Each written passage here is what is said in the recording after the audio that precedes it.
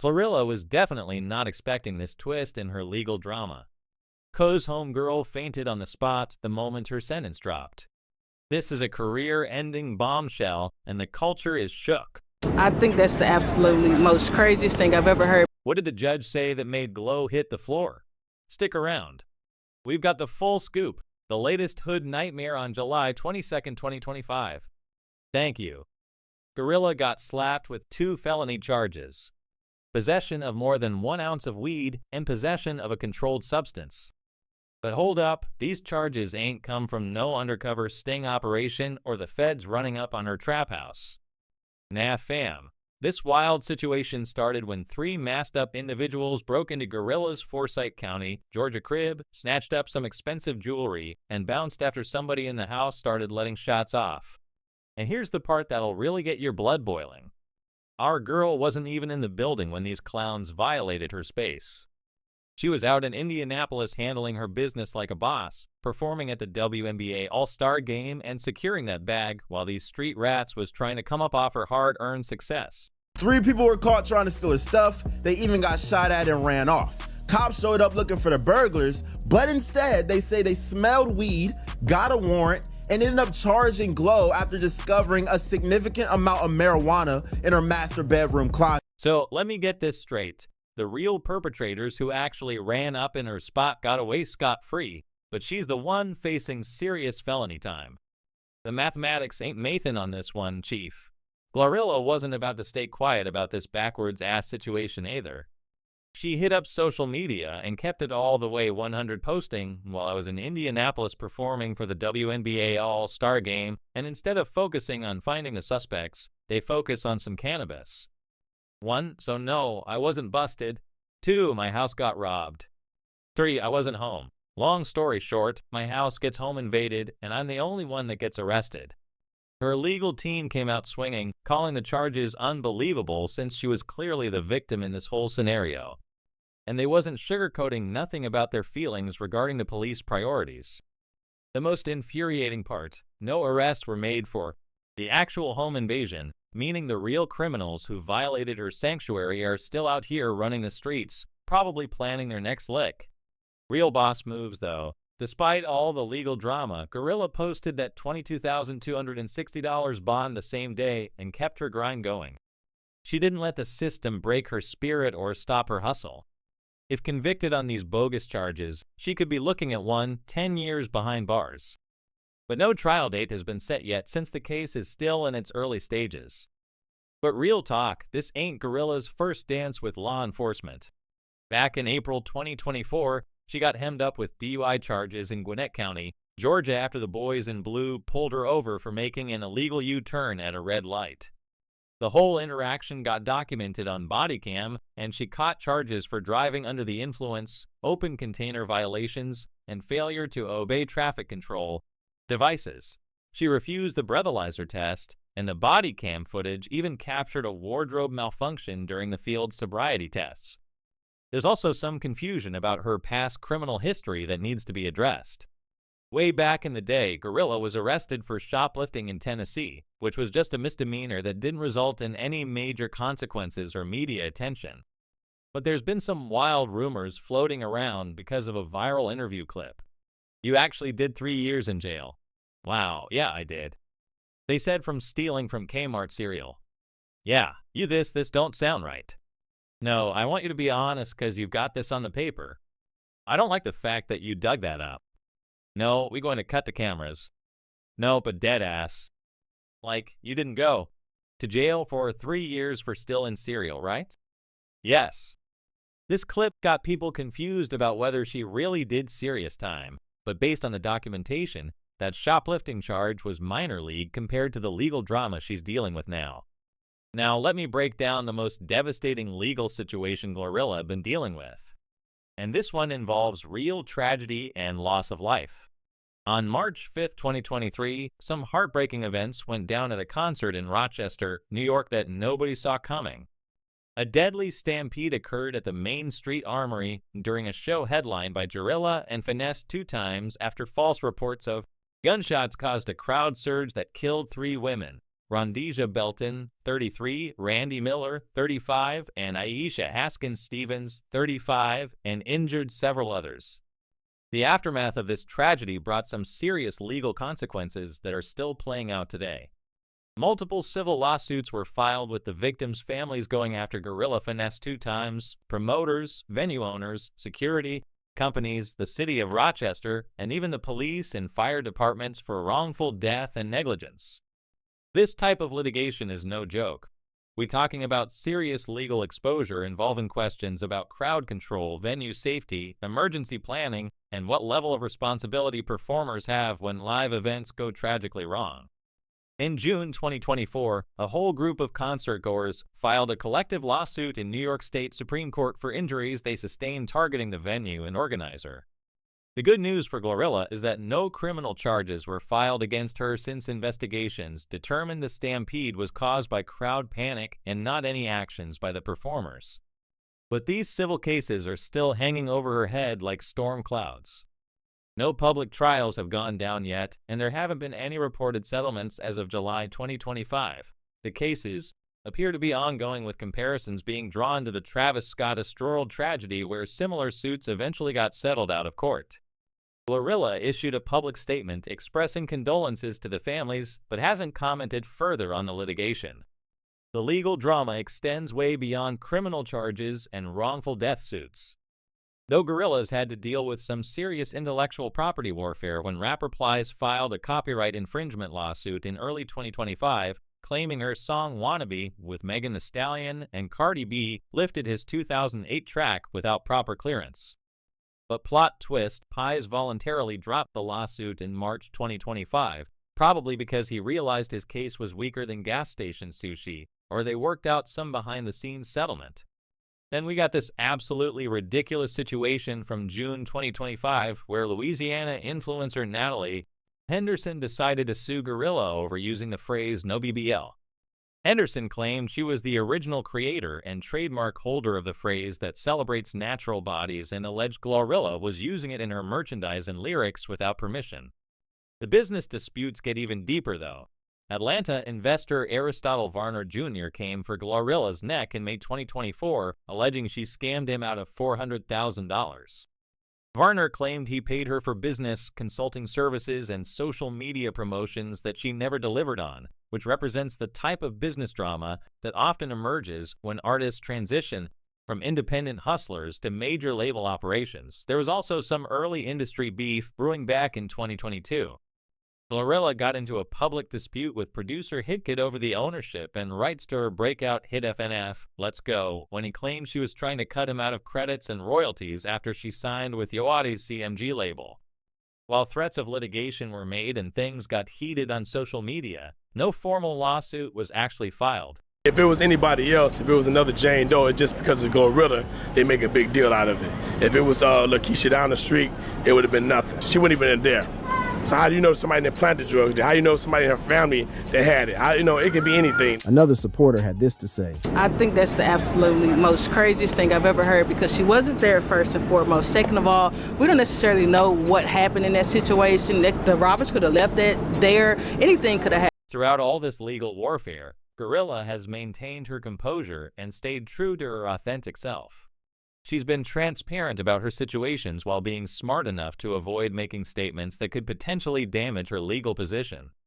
As all these various legal cases continue moving through the court system, they serve as a stark reminder of the complex challenges that accompany rapid success in the music industry. For GloRilla, successfully navigating these legal obstacles while maintaining her artistic momentum and street authenticity represents one of the most significant tests of her still developing career. From gospel flows to chart domination.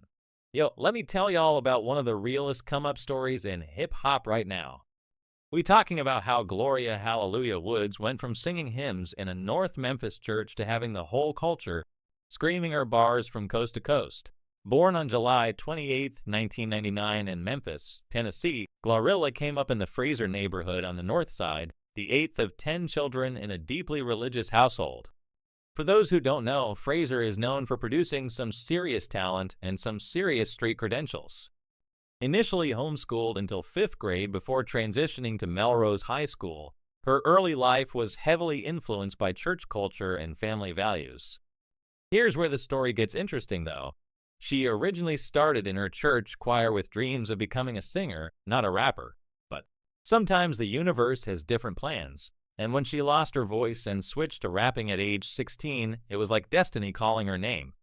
What seemed like a setback became the foundation for a career that would eventually earn Grammy nominations and Billboard domination. Those early years weren't about instant gratification or viral moments. Like most real artists from the hood, GloRilla spent years grinding, perfecting her craft, and building a local fan base. She dropped her first mixtape, Most Likely Up Next, in 2019, followed by the EPP status in 2020. These early projects showcased that raw Memphis sound mixed with her own commanding presence and authentic storytelling that would become her signature. But 2022 was when everything changed for real. When FNF Let's Go featuring producer Hitkit dropped, it became more than just a song. It became a whole cultural movement. The track didn't just chart in the top 50 on the Billboard Hot 100. It sparked the FNF's challenge on TikTok, showing how modern hip-hop success requires both street credibility and social media savvy. The impact was immediate and undeniable. That track earned a Grammy nomination for Best Rap Performance, putting GloRilla in the conversation with hip-hop's elite. How proud are you of her? I am very proud, extremely proud. What would it mean to have a Grammy for you? What would that mean? I'm a pass. I'm a faint. More importantly for her career trajectory, the success caught the attention of Yawadi, who signed her to collective music group CMG label in July 2022, making her the first female artist on the roster. But GloRilla proved she wasn't no one-hit wonder. She followed up with bangers that showed her versatility and staying power. Tomorrow and its remix. Tomorrow 2 and featuring Cardi B became her first top 10 hit on the Hot 100 and went double platinum, proving she could collaborate with established stars while maintaining her unique Memphis flavor. Her EP Anyways, Life's Great hit number 11 on the Billboard 200 in 2022, showing that her appeal went beyond just singles. The project demonstrated her ability to maintain listener interest across a full body of work, something that separates real artists from flash-in-the-pan viral sensations. 2024 became her breakthrough year on some next-level type timing. Her debut commercial mixtape, A Thang, dropped in April 2024 and peaked at number 18 on the Billboard 200. But the real flex came when her debut studio album, Glorious, hit the streets in October 2024. Glorious reached number 5 on the Billboard 200 and achieved the highest first-week sales for any female rapper's album in 2024, which is some serious boss moves in a competitive market.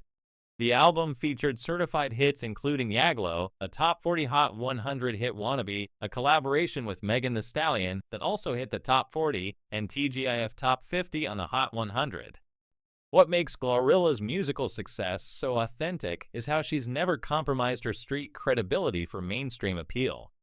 Her public image emphasizes resilience, faith, and relatability, having evolved from a choir girl to a rap queen without losing her grounded persona.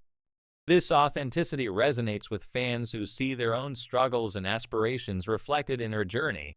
It means everything to me. That means I gotta keep going. I gotta keep it in their face because I want to keep doing this every time it come around. I'm just blessed. Like every time, like that's all I can say. I'm blessed. I'm grateful. All praise to God. Yes. The collaborative game has been strong for GloRilla too. Her features include tracks like Just Say That with Duke Deuce on W.On with Moneybagg Yo, FTCU with Latto featuring Gangster Boo, and Sticky with Tyler, the creator from his album Chromacopia. These collaborations show her versatility and her ability to work across different styles and generations of hip-hop artists. The industry recognition has been non-stop. She won Best New Hip Hop Artist at the 2022 BT Hip Hop Awards and the 2023 iHeartRadio Music Awards. In 2025, she won the Dr. Bobby Jones Best Gospel Inspirational Award at the BET Awards for Rain Down on Me and the Powerhouse Award at Billboard Women in Music. But that Gospel Award win stirred up some controversy in the community. I want to thank God because this is a Gospel Award. I want to thank God because this is a gospel award. How dare us Giving GloRilla a gospel award is putting piss in all of our grandparents' The culture felt like giving a gospel award to a rapper known for explicit content was disrespectful, which sparked debates about genre boundaries and artistic categorization. She's received multiple Grammy nominations, including Best Rap Performance for FNF, Let's Go in 2023, and both Best Rap Performance and Best Rap Song for Yaglo in 2025. These nominations represent not just personal achievements, but recognition of her impact on hip-hop culture as a whole. This is something I always wanted to do, and I didn't know it was going to come this fast. So, like I said, I feel blessed. I feel highly favored. You know, my real name, hallelujah. So, I'm highly favored. The business moves have been just as impressive as the musical success. Recent developments include getting honored with the BMI Impact Award at the 2025 BMI R&B/Hip Hop Awards in August, recognizing her breakthrough influence. Plus, she partnered with Checkers for a branded meal deal, which was full circle energy since she used to work at the chain before her music career took off. GloRilla is widely regarded as an authentic and empowering figure in hip-hop, often praised for her raw, husky voice and high-energy style that resonates with fans from the block to the suburbs. Her music connects with audiences because it reflects real experiences and emotions delivered with energy and confidence that feels both aspirational and relatable. The Memphis connection in GloRilla's music is essential to understanding her appeal. Her street credibility stems from her North Memphis roots and lyrics that reflect authentic experiences from growing up in a tough environment. This authenticity has been crucial to her success because fans can tell when an artist's persona aligns with their actual background and experiences. She's viewed as embodying that raw Memphis rap sound with a commanding presence, and her collaborations with established artists like Yawadi enhance her legitimacy in the streets. Her music serves as both entertainment and cultural documentation, capturing the experiences and aspirations of young people from similar backgrounds across the country. Looking at GloRilla's musical trajectory, what stands out is the remarkable speed of her rise, combined with the authenticity she's maintained. From dropping her first mixtape in 2019 to earning Grammy nominations and Billboard domination by 2022, her ascent represents one of the fastest come-ups in recent hip-hop history. This success hasn't compromised her artistic integrity or street credibility. If anything, her genuine personality and real experiences have been central to her widespread appeal. Her career trajectory has been rapid, transitioning from local Memphis talent to becoming one of hip-hop's most promising voices. This rapid rise speaks to both her undeniable talent and the power of social media and streaming platforms to amplify authentic voices in ways that weren't possible in previous eras of the music industry. With all eyes on Glo, her career is not the only thing being scrutinized. Dating in the spotlight. What makes GloRilla's approach to relationships so refreshing is her willingness to keep it 100 about her experiences, often challenging conventional expectations about how female rappers should move romantically. She's been open about her personal life in interviews and on social media, discussing her views on relationships, including preferring older men, going 50/50 THs in partnerships, and practicing celibacy. This honesty has created a complex public narrative around her love life that blends genuine insight with inevitable speculation from fans and media. As of mid-2025, she's repeatedly described herself as single, though she's been linked to various rumors and situationships. Her romantic history, based on interviews and social media activity, consists mostly of unconfirmed rumors, brief flings, and pre-fame relationships with no long-term public partnerships that have been substantiated. The foundation of GloRilla's current approach to dating appears to have been shaped by some less than ideal experiences from her past.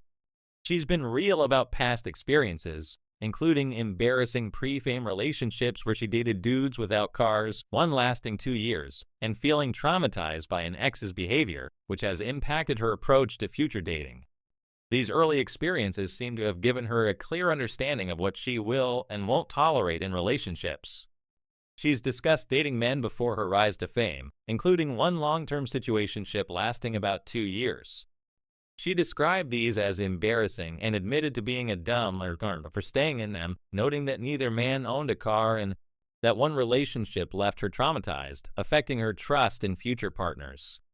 This level of transparency about past relationships has become a signature part of GloRilla's public persona. Instead of presenting some polished, unrealistic version of her romantic history, she's been willing to acknowledge her mistakes and growth.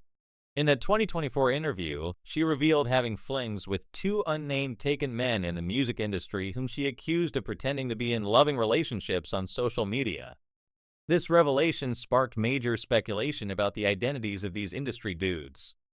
Though GloRilla has never publicly named names, the experiences with what she saw as unreliable or dishonest partners led to a major shift in GloRilla's approach to relationships. She's expressed frustration with men being soft or unreliable, leading her to declare herself single and celibate until God sends me my husband in November,